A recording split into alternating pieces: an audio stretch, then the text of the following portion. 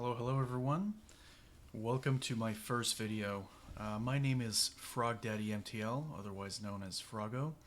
I stream on Twitch pretty much every day, so if you are interested in looking at my content after this video, then I highly recommend you check me out. I'm on Twitch TV, by the way. So this video is sort of going to be my first video explaining why I got into Granblue, my current progression, and what I'm currently working on. This video does not have script, so I might go off on tangents, so fair warning.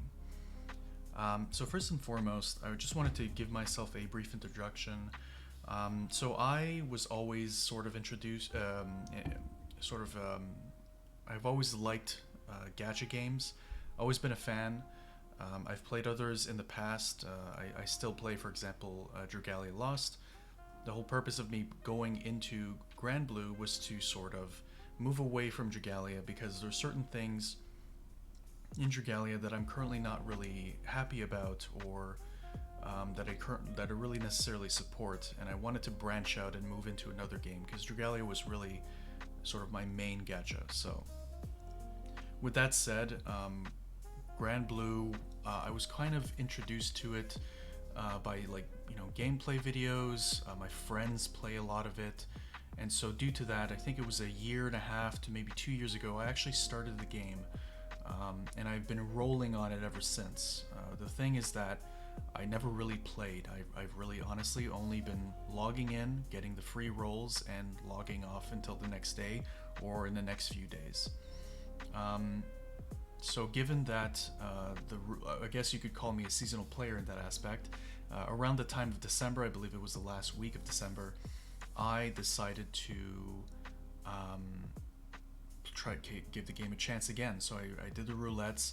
I showed the account to my friend who's been a player for quite a while, and he was so amazed by how lucky my rolls were that he told me, "You have to play this." And I said, "Well, I got the time. I'm trying to move away. I think it's time to start playing Granblue." So I have been playing, like I said, since the last week of December, so I'm still a very new player. I've only been playing for give or take a month, give or take 2 months, maybe a few weeks less. But this is a game that has been sort of really, getting all my attention. I haven't really been playing other games because I'm so absorbed by this game. I do very much enjoy it. I do agree that there's a lot of grindiness in it, but that's alright. I'm kind of okay with it. So anyways, what is the point of this video? The video, for me, is really to show off what I have now and what I'm going to be working towards. Right now, what I'm working towards is the Wind Guild War. So to give you a bit of a background, I did my first Guild War, which was the Light Guild War, in January. I did pretty well, and this is to say that I was still rank 80, doing pretty poorly, and I was still, again, my crew is probably, they slack very much probably, but I was able to always get maybe top 4, top 5 in terms of daily and overall honors, just with my really crappy light team. In fact, let me show you what my light team is. It's pretty much almost exactly the same as I used it. So let me navigate over to it. So this is this is my light team. See, you can even see that Amira is not even level 99 yet.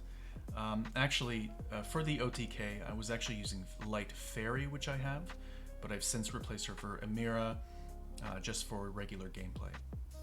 So in all accounts, I was using as a mechanic, and this is my grid. As you could tell, it's not very good, but somehow I was able to manage to get up to 7 million damage, which was the baseline for the first rank boss. So I was actually not too happy with myself. I really felt like I could push myself a bit further. I didn't really do the necessary steps to improve my light grid, but that's all right, because I knew that as a new player I really didn't have that much access, and so due to that I decided to just overall boost my account a bit further before caring too much about it. That said though, with all that said, I was able to get myself my first Eternal, which you can see right here. So I got Esser as my first Eternal, and this is actually a pretty good segue to show you my current Guild War win team.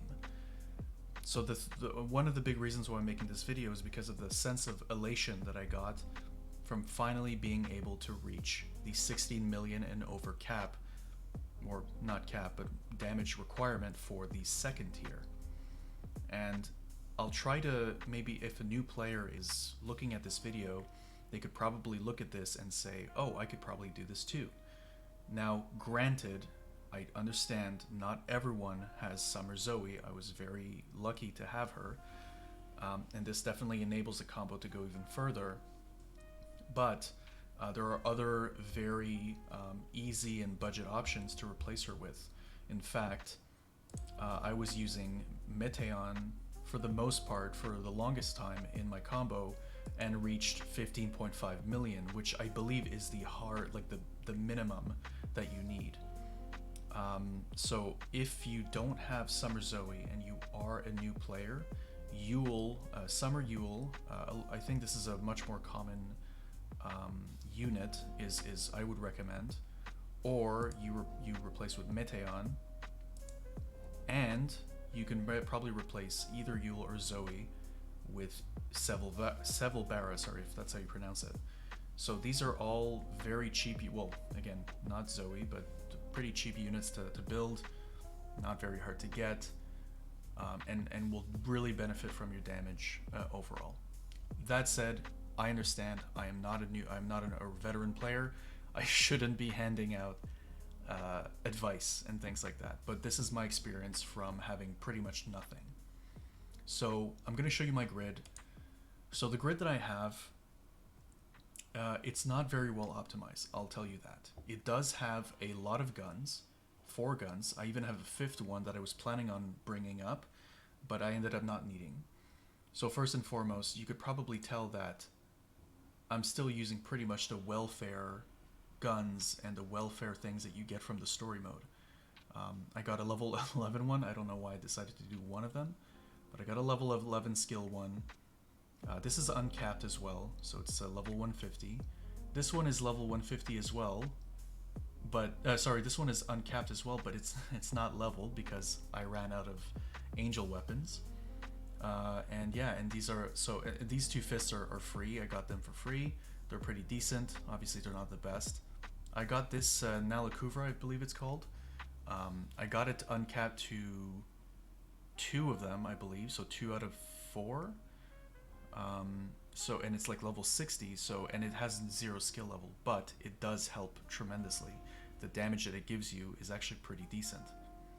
And now, given that I don't have Wind Hose, because I didn't play back then, or I don't have a Xeno Wind Weapon, because it hasn't passed for me yet, I'm using the, I believe this is the Precone. I believe it's the Precone. It's either the Precone or the Shadowverse E-Expo, and this one is skill level 8, so you can even tell it's not, you know, max skill level, so I could be even pushing even more damage if I wanted to, but I'm really putting this at a close for the time being because I believe I should start focusing on other things since I've already hit the cap that I believe I can reach. Baja Dagger, pretty obvious choice. A great weapon. Everyone should have one because of the free event. I was able to get mine all the way up to Coda after farming for God knows how long, and got it to skill level 10. Then again, this is something that everyone should have and everyone should be focusing on. That's what everyone has told me. So I got that first, and I got 99 on it. And finally, the Ring of Raphael, which is another sort of mandatory step that everyone needs to have anyways. So I went ahead and got it all the way to SSR. It's actually honestly not that difficult. It did not take me very long to. It probably took me 2 or 3 days to farm for it. Not a big deal. And then I had enough fodder by then to do the skill level 10 thing. So with that said, that is my current grid for weapons, and this currently works. And now I'm going to go with my summons.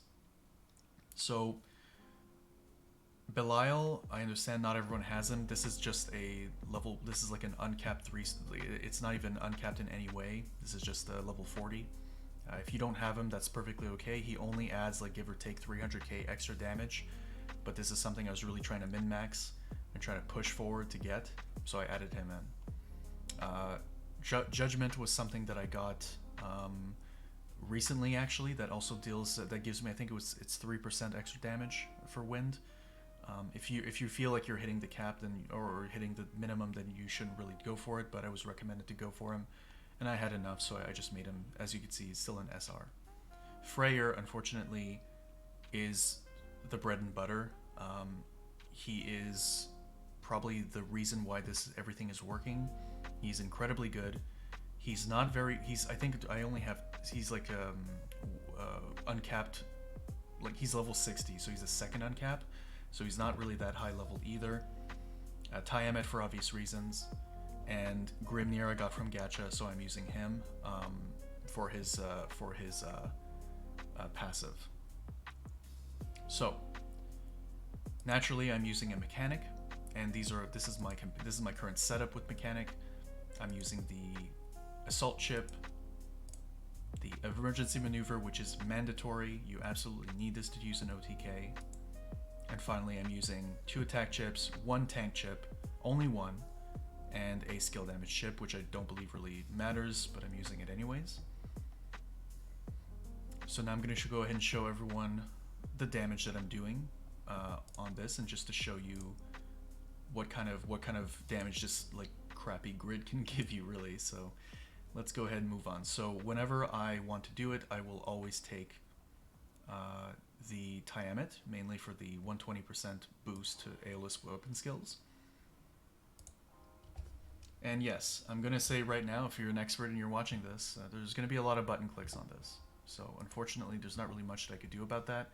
I really need to put that damage through to hit the cap. So first and foremost, the amount of guns that I have really enables Zoe, which is why I used her. She does the 0 damage aside from the fact that she's enabling enmity. So let's go ahead and start the combo here. Start off with Freyr, apply your buffs and debuffs, and use the the chips to boost the charge bar. We immediately go conjunction. We use her first skill. We use her first skill, and we use Yule's 2 first skills, and then we attack.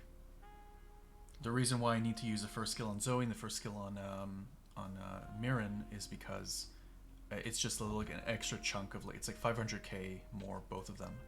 So due to that, it really gives me 1 whole million more. I'm trying to probably try and get less buttons in. I'll be trying to get that optimized. But otherwise, this is the damage that you see. As you can see, Zoe does nothing, and Mirren does quite a lot. In total, this gives me 17 million damage. I've gone all the way up to 17.5 with this exact same setup with nothing different. So 17.0 to 16.9 seems to be really the low end. So that's what I'm currently going to be using for Guild War. And again, this damage number was only reached quite recently after skilling up certain things and replacing Yule with Meteon, replacing Meteon with Yule rather. So this is just really to show that I'm extremely happy about this, and I'm finally, I'm finally able to do it. I'll finally be able to get that tier higher, contribute better to Guild Wars, and so on and so forth. So now the question would probably be, what am I working on next? So the rumor is that the next Guild War will be Earth. Is this true? I don't know. I honestly don't think anyone knows, but based on patterns, I believe it is Earth. So Earth, due to this, Xeno is currently up. I'm spending my entire days farming Xeno. As a new player, I don't have any of the EX weapons, so I really do need them. Unfortunately, I do not believe I'll have enough time to do both Earth and Water. Currently, in my Xeno, I have 3 Saravars. I actually bought one by accident, but I have 3 of them, and I have 1 Lyre. So if all goes well, I'll probably get another Saravar to uncap it to max, and then use everything to buy the Lyre. without any problems, because I do have a lot. I don't have enough for, because of the sutras, I don't have enough, but I will eventually. I've been doing Nightmare and I've been able to do the Nightmare skip for it, so very happy about that. Otherwise, that's pretty much what I've been working, that I will be working on, and that will kind of wrap up my video. It is quite short, I know, but I really appreciate you coming in and watching here, and hopefully I'll be getting another progress video, hopefully in the next few weeks maybe. Maybe if something cool happens, I'll do another one earlier, but I believe that it's important to have these relatively slowly, just to see a big advancement in progression and see my personal progress with these videos as well. So I will be signing out. I thank you very much for watching the video. Again, to repeat, this will be my new channel on YouTube. I do stream on twitch.tv every single day, quite nearly every single day during the evening. So I recommend that you go ahead and follow me out at twitch.tv/frogdaddymtl. And yeah, see ya. Ribbit.